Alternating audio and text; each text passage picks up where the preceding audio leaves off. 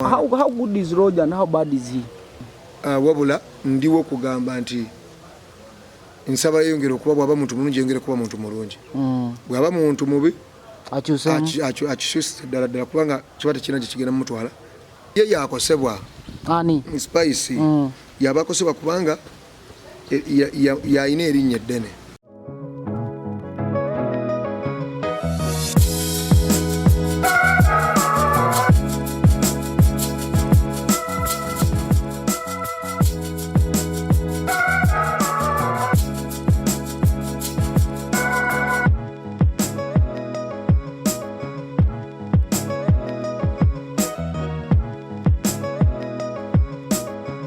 Tusanze okulaba obulamu bugamba ki? Obulamu si bubi. Sigwa jjajjaawo. Mbeera ya budde ekyukamu ne gutonnya ne yakate bwetonye tonnya ddala ne gwaka ne gwakira ddala. Naye ng'oba gwasoba etonye sigwa jjajjaawo alina okutojjera. Oluyimba luva kuba lulinga agamba nti mulimu abantu abakwagaliza ebibi. Story evaawo eno. Mukama nsonyiwe. Kuba si ntegerange n'endowooza zange naye ebiseera ebisinga buli lwoba ng'olina focus ku kintu ng'olaba you can make it ate ne wabaawo abalinnyamu okitegeera ne wabaawo abalinnyamu kkubo eryo oba mu setup gy'okoze. Ekyo kiba kitegeeza nti abantu abo bakwagaliza bubi era be bakulemesezza okutuuka ku by'olina okubeera nabyo oba by'olina okutuukako. Okitegeera so kati waliwo ebintu by'osinga okwagala okutuukiza nga tebiggwa manya nti abakwagaliza obubi bangi abatagala bintu ebikole bituukirire. So kati nze nina ebintu bingi omuntu asobola manyi omuntu ali asobola okutegeera craft gwenkola naddala mu kuyimba n'ategeera okutegeera kwange oba speed gye nnina mukola ki mu kulowooza mu kwagala okubaako byenkola. Njagala okugamba nti abantu bangi tebatwagaliza mmanyi n'abantu bakimanye abasinga gye bali kubanga foli ne bwalaba obulabi omuntu akwagala ng'awulira akwagala afuba okulaba nga ate omuntu oyo takwagala ye bw'aba takwagala afuba okulaba nga takwagazaayo n'abalala ne bwe bo babadde bakwagala watali nsonga. So abantu abatubeerako watali nsonga omuntu n'ava eri n'alandulukira kabaka wa Buganda omusajja okitegeera mu bitiibwa bwe mu maani ge nkiwandoza tayogeranga nako nakukojjaawe kati simanyi gwe engeri okitegeera omuntu n'ava eri kugamba nti olw'ekyo ky'oli omuntu ekyo kyali kyabaali okitegeera. Yes, Ssaabasajja Kabaka Ronald Mwenda Mutebi ekyo kyali gwe ne bonoonyereza ekyo ne bogenda obuziba mu kumanya ogenda kutegeera nti Kabaka wa Buganda. So kati naawe ne bonoogenda ebuziba ne bwetota n'okola ki nze nsinga okuba dancehall music. Ate namujja mu kuba ndi Katonda nyamba ne muteeka mu Luganda lwennyini lw'otegeera naawe wennyini ne lukulema oluusi okuvvunula oba oluusi ne lukulema okuttotoloba ng'era nina okujja ate era n'ekyo nakyo nkittanyi. So kati olw'ekyo kye tuli abantu baba batulaba bubi ke kayimba ako era nina abantu bonna atera obbasongeramu ddala olunwe mbabalage nti ono noono mubi ne bwe nfa ku malalo tebakola ki tebajja okitegeera naye nga onemeddeko ulira onemeddeko ebbanga kankusabulemu osaaga bwe kisajja gwa amato gajje mpamba ndiwulira bw'atava mu kasooli amaliriza akaaba njagala nkumalireko obusungu bwago n'omwaka ulira I am big you son of a bitch I am rich and I will never be rich them fight me none of them can beat me yo koko beep barabasa TV bafana bafana tebwagaliza bana bakuli obubabo era lwaki tobatottola tulinde kaseera ki. Nina abasajja babiri nga baliko n'omukazi omu abantu abo kwagamba balinga abaliko emmandwa zaki z'okuwala n'omuntu ez'ebitabakwatako naye gujja kuggwa nga bali mu kaguli kubanga ffe tusaba buwangazi bwokka ebisigadde twategeera Katonda yabituwa just buwangazi ebimu bye tuwadde obudde tubirabe nga bikola ki bituukirira. Uganda yali emanyi olina obutakkaanya ne Roger ate era nga bamanyi mwakonsayiringa oba yoyo ng'omuyita kungulu nze buli atanjagaliza buli nga tonjagaliza naye nze jjukira abantu mbaagaliza era sirina buzibu na muntu naye nze nkoleddeko abantu ebintu bingi nate omutomula nayimira platform yonna ate naaba nga gwakudiisinga noga kati amandi genge namala n'omuntu ono lwaki antekamu omutima omubi ogw'obutayamba mulala okitega negwe nosigala ng'ogamba abo be bantu baffe akuwaanira wano n'avulugira eyo abo betuyita baganda baffe yo munno bennyini abo ango bafana oli muyimbi jenkins mukozi wa ku radio kasuku mukozi wa ku radio edisend mukozi wa ku radio oli muyimbi Spice Dana muyimbi Roja azimanager wa buyimbi entalo obadde oziraba wano wenkubuuliza nti walofunye ko obutakanya ne bala abasajja abakozi b'oku radio ba Jenkins Mukasa Edisendi Kasuku era aba abasajja kiki bayina obuzibu ku mmwe muyina obuzibu ku bo nze ezensonga tezinkwatako yes kubanga nga womanyi tuli bantu banjawulo tuli mu kampu za njawulo tuyimba music wa njawulo kati kulwokuba nti omuyimbi aba famire yange njagamba kimu nti omuyimbi ebyo tobikola ki tobiyingiramu ate era nsobola okugamba nga manager ojago nimbaddeko naye nti ebyo tobikola ki tobiyingiramu naye ye ng'omuntu asobola okuba nga waliwo ekimususeeko ye n'akola kyakola that is okusalawo decision ye so kati omuntu yenna asobola okuba n'obusungu n'akola ekintu kyonna kyakola naye nze kugamba nga womanyi nze nava mu kyaki ndi musajja mubuulizi wanjiri oba ndi musajja ayagaliza eddembe everywhere so kati nze naninako obuzibu olwokuba nava mu kyaki omuntu oyo mba mmanyi ali possessed abanga aliko ekintu ekimutuddeko kubanga I don't have anything bad kyemundi mumukolako naye ye waaba ate antaddeko embeera kitegeeza nti naaba ali possessed abaako omwoyo ogundaba obubi ogwagala okulwanyisa byenkola oba okunzija ku mulamwa kyovala nti I just kneel down and pray I pray for those people bwe ndaba tebakyuka ne mbakwasa Katonda okitegeera ne batambula n'obulamu bwabwe naye nga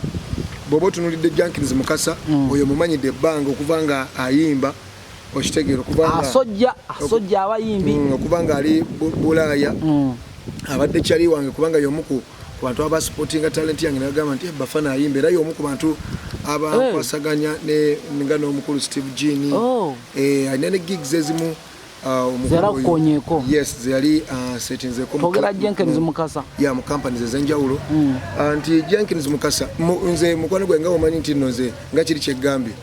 ne baba ku radio ne boogera egwinize ngamba that is their opinion oba that is mean their he's a true rasta Ario kati nze kyemmumanyiko ekyo kyemmumanyiko is a good man okitegeera so kati siina kyenyiza gattako ko kikubanga nga bwe gambye nti olyanza okubanga ekimunyigiriza nze sikimanyi kubanga yekinyigiriza ye waddemu okuvayo nakola ki nayogera ekimuluma ku mutima nooli kati just nti nze ekigambo kyange kiba nti baconciliaringe babeere nga bali omuntu omu kwegamba kale ensi egende maaso kubanga embeera bwetyo tetwala abantu mu maaso wabula ebaleetako embeera n'okubanga obadde ofocus nze genda kukola kintu ky'amaanyi nomaliza nga ate obivuddeko ate kati ofocus ku kintu nga tekigenda kale kuyamba kati ebyo buli omu abajajinga lulwe buli omu alina obajajinga naye ye Katonda ali emabega buli kimu ate era yamanyi lwaki ebyo oba weebiri so kati ate n'ennaku zino ate kati nze kyemanyi nti kati abantu abo nga Spice Band sikiwa nti abantu betusinga okulaba mu kamera nga bagaba betusinga okulaba mu kamera nga bakola ebintu ebirungi sikiwa nti basobola okuba abantu ababi okitegeera naye simanyi mwali conciliating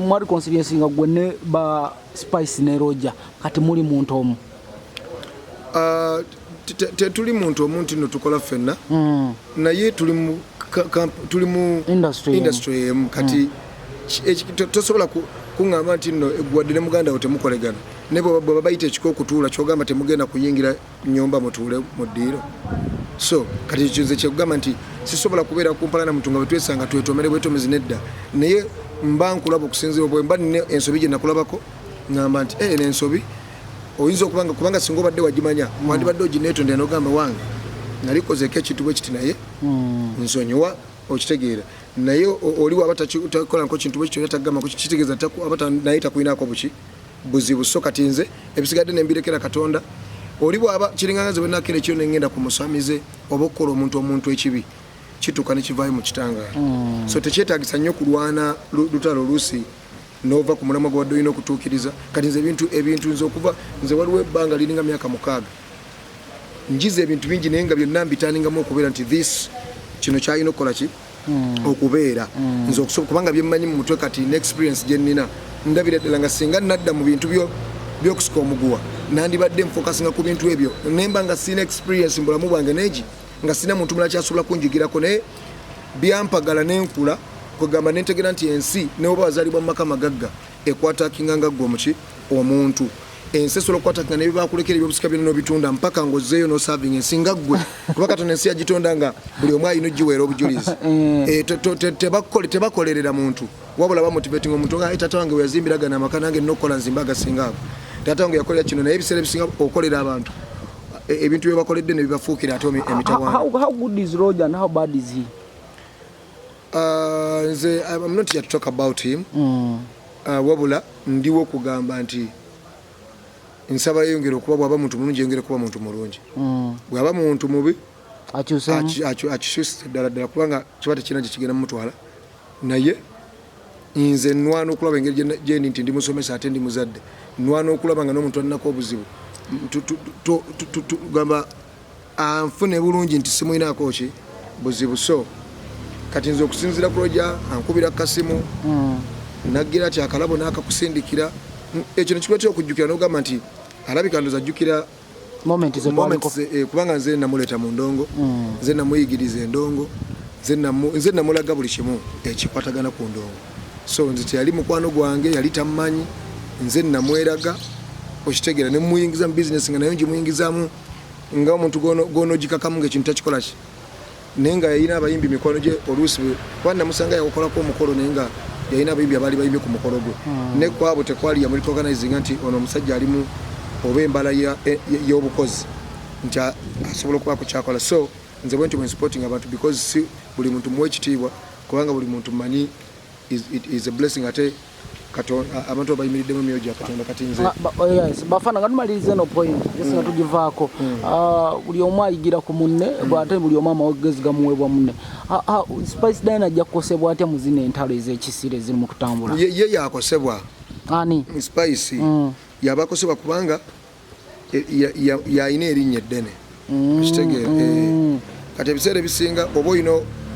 okumanya brandi kubanga ayina abantu abamuteekamu ssente oba ayina abantu baendosingira bizinensi ayina abantu balabirira okitegeera wadde Spice tanazaala naye ate ekyo tekitegeeza nti omuntu azadde abatategeera oba omuntu atanazaala abatategeera okutegeera kirala n'ebyo ebintu byonna kati just omanyi tulina n'abantu abatuliranye banaluusi abatuwagawagamu biki ebiseera ebisinga oba olina okuwuliriza ennyo n'okumanya nti kibanga bonoga nti nvuga Range Rover ate bakimampala n'owa boda kitegeere already envuddeeyo mu embeera ey'omuntu Range Rover ate bakimpala n'ow'ebigere kati omuntu bw'oba omuntu bwoti ate nga ye complain ogamba gwenze nvuga mmotoka gweokolako ki kugamba ate omuwagizi bwe yaba akipasivinga buki bulala kubanga bakimanyi ebintu ebimu byakwejala bya mmotoka bintu ebimwe tuba tufa ne tubirekawo ate oluusi byennyininyini bye bitutta oyinza okuba n'emmotoka nekuba ku accident gyobadde weesigamyeko nga omanye okitegeera. So as you're finishing that statement, give her advice to pull down entala zivemu. As always Spice